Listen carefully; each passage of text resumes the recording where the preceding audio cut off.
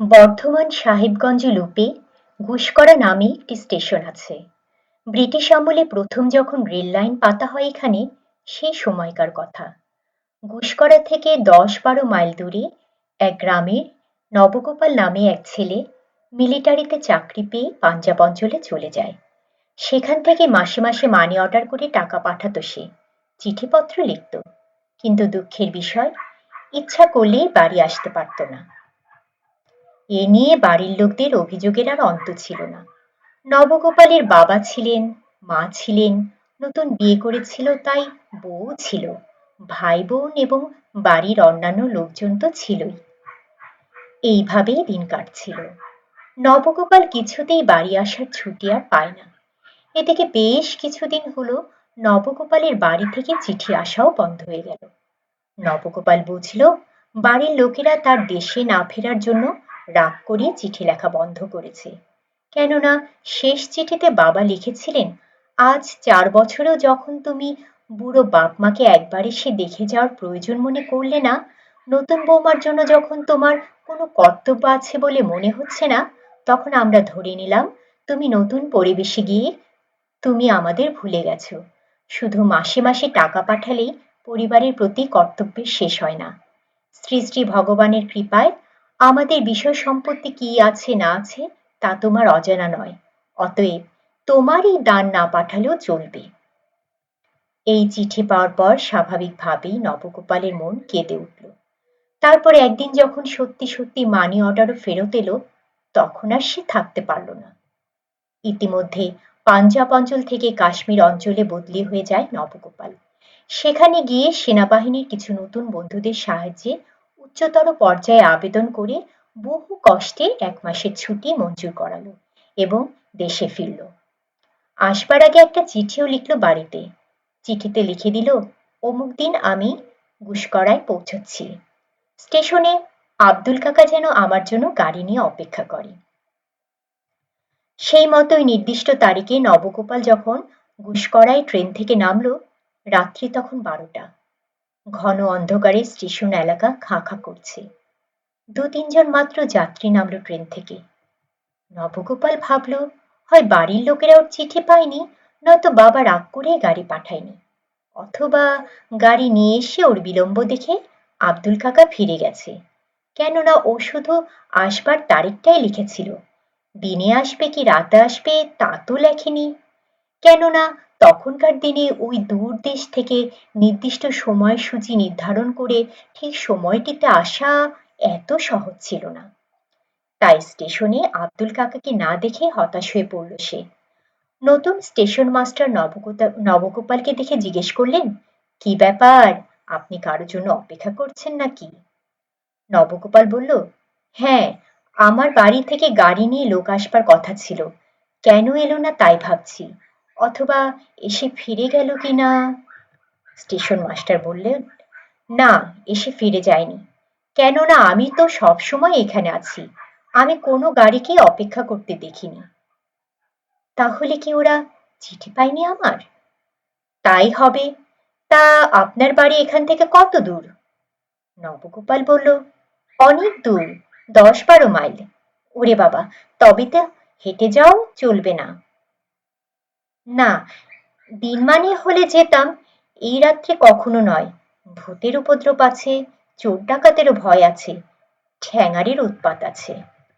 Station master বললেন, তাহলে এক কাজ করুন, আজ আর কোনো ট্রেন তো আসবে না, আমি অফিস ঘরের চাবি দিয়ে আমার কোয়ার্টারে শুতে যাচ্ছি, আপনি বরং ওয়েটিং রুমে শুয়ে রাতটুকু কাটিয়ে দিন। তারপর সকালে দেখি আপনার জন্য কি করতে পারি। যদি কারো গরুর গাড়ি একটা পাই তো বলে কয়ে দেব। নবগোপাল বলল, পেলে ভালো, নইলে হাঁটা দিয়েও আমার আপত্তি নেই। এই বলে সে ওয়েটিং রুমেই কাঠের বেঞ্চির ওপর লম্বা হয়ে শুয়ে ছাড় পোকার কামড় খেতে লাগলো। অনেকক্ষণ শুয়ে থাকার পরে সবে তন্দ্রা দিয়ে এসেছে এমন সময়, খোকা বাবু! পরিচিত কণ্ঠস্বর শুনে উঠে বসল নবগোপাল। আরে আব্দুল কাকা, কতক্ষণ এসেছেন আপনি? তা প্রায় ঘন্টাখানেক হলো। স্টেশনের বাইরে গাড়ি দেখতে না পেয়ে ভেবেছিলাম তুমি আসোনি। আসবো না কি বলছেন, আপনার চিঠি পাওয়ার পর থেকে সবাই হানটান করছি। তবে গাড়ি তো আমি এখানে রাখিনি, গাড়ি ওই বাঁধের ওপর রয়েছে। আপনার চিঠি পেয়েছি, কিন্তু আপনি কখন আসবেন চিঠিতে তা লেখেননি, তাই এখানে জায়গা জোড়া না করে গাড়িটাকে বাঁধের ওপর রেখেছি। আমি ঠিক করেছিলুম লাস্ট ট্রেনটা দেখে তারপর ফিরে যাব। এই ভেবে গাড়িতে গিয়ে শুয়েছিলুম, কিন্তু এমন ঘুম এলো যে না ঘুমিয়ে থাকতে পারলুম না।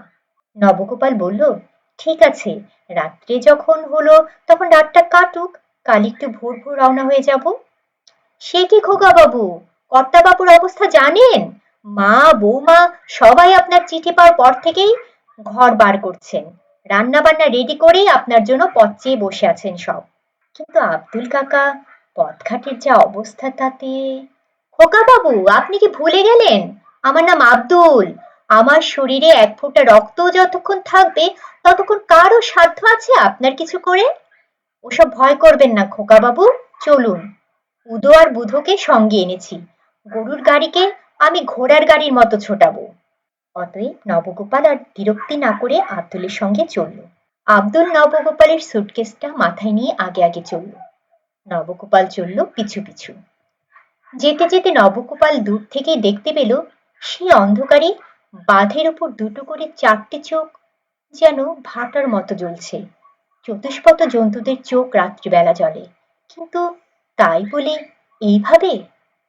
নবগোপাল কাছে যেতেই উদো আর বুধো গরু দুটো বহুদিন পরে মনিককে দেখে শিং নেড়ে তাদের আনুগত্য প্রকাশ করল।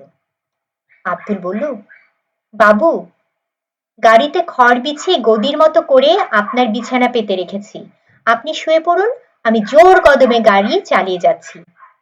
নবগোপাল তাই করল। দূরে ট্রেন ভ্রমণে একেই সে ক্লান্ত, তার উপর রাতও হয়েছিল অনেক, তাই গরুর গাড়ির বিছানায় দেহটা এলিয়ে দিল সে। এদিকে আব্দুল গরুর গাড়ি নিয়ে বাঁধ থেকে মাঠের রাস্তা ধরল। প্রথমটা বেশ একটু মন্থর গতিতে চলার পর গাড়ি এত জোরে ছোটাতে লাগলো যে ওর মনে হলো ও যেন এখনো ট্রেনের মধ্যেই রয়েছে। নবগোপাল ভয়ে ভয়ে বলল, এ কি করছো? এভাবে গাড়ি চালালে গাড়ি উল্টে যাবে গো। আব্দুল বলল, কেন ঘাবড়াচ্ছেন খোকা বাবু? আমার নাম আব্দুল, কোনো ভয় নেই আপনার, চুপচাপ শুয়ে থাকুন। নবগোপাল বলল, না, আমার ভীষণ ভয় করছে। কিন্তু কে কার কথা শোনে? আব্দুলের তখন জেদ চেপে গেছে, জোরে গাড়ি সে চালাবে। নবগোপাল বুঝতে পারল গরুর গাড়ি এত জোরে ছুটছে যে মাঝে মাঝে চাকা মাটি স্পর্শ করছে না, যেন হাওয়ায় উড়ে চলছে। এইভাবে কিছুক্ষণ যাওয়ার পরই গ্রামে পৌঁছল ওরা। গ্রামে ঢোকার মুখেই একটা খাল আছে, গরুর গাড়িটা লাফিয়ে খাল পার হয়ে গেল। নবগোপাল আর নবগোপালের মধ্যে নেই তখন, সে বুঝতেই পারল কার পাল্লায় সে পড়েছে। এখন ভালোই ভালোই বাড়ি পৌঁছলে হয়। যাই হোক, গাড়ি এসে বাড়ির কাছে থামল।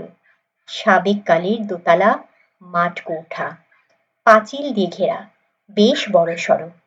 নবগোপাল গাড়ি থেকে নামলে আব্দুল বলল, অনেক রাত হয়ে গেল খোকা বাবু, আপনি ভিতরে যান, আমি গরু দুটো গোয়ালে রেখে আসি। এই বলে আব্দুল চলে গেল। ভীত সন্ত্রস্ত নবগোপাল দরজায় কড়া নাড়ল। সঙ্গে সঙ্গে ওর মা বাবা দুজনেই দরজা খুলে বেরিয়ে এলেন। নবগোপাল প্রণাম করতে যেতেই বাবা বললেন, থাক বাবা, তোমার চিঠি যথাসময়ে পেয়েছি, কিন্তু এত রাত্রে তুমি কি করে এলে? তোমার আসার সময় জানতে না পারার জন্য আমি কোনো গাড়ি পাঠাইনি। জানি তুমি বুদ্ধিমান ছেলে, কারো না কারো একটা গাড়ি ভাড়া নিয়ে আসবে। তবুও সারাদিন অপেক্ষা করে এই সবে শুয়েছি আমরা, এত রাত্রে এইভাবে আসাটা তোমার ঠিক হয়নি। নবগোপাল বলল, আমাকে আব্দুল কাকা নিয়ে এসেছে বাবা। আব্দুল? আব্দুল নিয়ে এসেছে? হ্যাঁ, আব্দুল কাকা। সে কি, ঠিক বলছো? আব্দুল নিয়ে এসেছে তোমাকে, না অন্য কেউ? না বাবা, অন্য কেউ নয়, আব্দুল কাকাই নিয়ে এসেছে আমাকে। আমি কি ভুল দেখবো? কিসে এলে? কেন, গরুর গাড়িতে। উদো আর বুধো। থাক, আর বলতে হবে না, আব্দুল আমাদের বহুদিনের পুরাতন লোক, সে তার উপযুক্ত কাজই করেছে। তবে বাবা, একটা কথা কি জানো, আব্দুল আর বেঁচে নেই, উদবুধও না। সে কি? হ্যাঁ, যাক, ওসব কথা থাক এখন। পথে তোমার কোনো অসুবিধা হয়নি তো? রাত কিন্তু অনেক হয়েছে, এবার খেয়ে দিয়ে শুয়ে পড়ো। কেমন? বলেই বাবা ডাক দিলেন, বৌমা, যাই বাবা। একগোলা ঘুমটা দিয়ে নবগোপালের বউ এসে দাঁড়ালো। নবুকে খেতে দাও। নবগোপাল হাত মুখ ধুয়ে ওর ঘরে গিয়ে ঢুকলো। তারপর বউ ভাত তরকারি ধরে দিলে তৃপ্তির সঙ্গে খেতে লাগলো সে। খেতে খেতে বলল, ওরে বাবা, এত সব রান্না করলে কি করে? বউ নিরুত্তর। নবগোপাল বলে, অনেকদিন বাড়ি আসিনি বলে রাগ করেছো আমার উপর? কিন্তু কি করব বলো, আমি কি ইচ্ছে করে আসিনি? আমি যে নিরুপায়। নবগোপাল দেখল বউয়ের চোখ দিয়ে টপ টপ করে জল পড়ছে। যাই হোক, খাওয়া শেষ করে খাটের বিছানায় নবগোপাল শুয়ে পড়ল। ওর বউ পাশে বসে সযত্নে পাখার বাতাস করতে লাগলো নবগোপালকে। সারাদিনের ক্লান্তির পর তৃপ্তির আহার এবং তার উপর এই সুখ শান্তির শয্যায় শোয়া মাত্রই গভীর ঘুমে ঘুমিয়ে পড়ল নবগোপাল। ঘুম ভাঙল পরদিন সকালে লোকজনের চেঁচামেচিতে। কে যেন নাম ধরে ডাকলো, নবা, এই নবা। ঘুম ভাঙতেই নবগোপালও হচকচিয়ে গেল। দেখল অর্ধভগ্ন ঘরে অপরিচ্ছন্ন ধূলি ধূসারিত খাটের ছেঁড়া বিছানায় সে শুয়ে আছে। ঘরের চারিদিকে ঝুল, মাকড়সার জাল। হতচকিত নবগোপাল জানালার কাছে গিয়ে দাঁড়াতেই ওর পরিচিত লোকজনেরা পাশের মাঠ থেকে অবাক হয়ে ওর দিকে তাকিয়ে বলল, নবা, তুই তুই কখন এলি? নবগোপাল জড়ানো গলায় বলল, কাল রাত্রে। ঠিক আছে, তুই ওখানেই থাক, আমরা গিয়ে তোকে নিয়ে আসছি। এই বললে সকলে দরজা ভেঙে ভেতরে ঢুকে নবগোপালকে বাইরে নিয়ে এলো। নবগোপাল কান্না ধরা গলায় বলল, আমার ঘর বাড়ির অবস্থা এমন কেন? আমার মা, বাবা, আমার ভাইরা, আমার বউ কোথায়? সবাই বলল, তুই কি কিছুই বুঝতে পারছিস না? না, আমার গা মাথা ঘুরছে। ওরা যে কাল রাত্রে ওই বাড়িতে ছিল। ওরা কেউ ছিল না রে পাগল, কেউ ছিল না। কাল রাত্রে যাদের দেখেছিস তারা ওদের প্রেতাত্মা। বেশি দিন নয়, মাত্র 6 মাস আগে কলেরার মহামারীতে সব শেষ হয়ে গেছে। আমরা এই সামান্য কজন ছাড়া গোটা গ্রামে উজাড় হয়ে গেছে প্রায়। তোদের বাড়ির কেউই বেঁচে নেই। আমরা অনেক চেষ্টা করেছি তোকে খবর দেওয়ার, কিন্তু কোনো নির্দিষ্ট ঠিকানা না থাকায় চিঠি দিতে পারিনি। নবগোপাল সব শুনে ডুকরে কেঁদে উঠল এবার। তারপর গত রাত্রির ঘটনার কথা সবাইকে বলে দিন 2 গ্রামে থেকে আবার কর্মস্থলে ফিরে গেল।